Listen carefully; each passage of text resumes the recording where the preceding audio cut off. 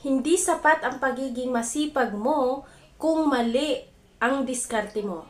Ako nga pala si Maricel Butad, isang madiskarte sa buhay, at ang ating tinutulungan is yung mga kapwa natin, content creator at mga madiskarte sa buhay na gusto talagang matutunan ng tech at the same time makakreate ng mga produkto natin nang hindi sasakit ang ulo. Alam ko sa sarili ko na masipag na ako, matyaga ako, pero nararamdaman kong may kulang at yun ay ang tamang diskarte.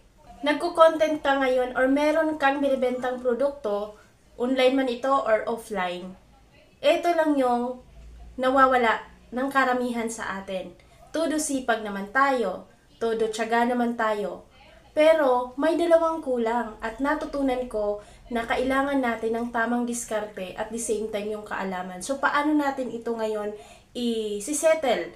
Kung ikaw ay may negosyo ngayon, yan ba ay pang short term lang or pang long term?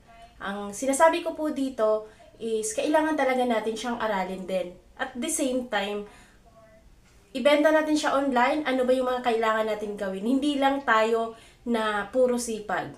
Dahil naniniwala ako kapag meron ka ng apat na yon, yung sipag, tiyaga, diskarte at kaalaman, magiging maayos po yung pagko-content or kung nagninegosyo po tayo. Masipag ka na, diskartehan na lang natin.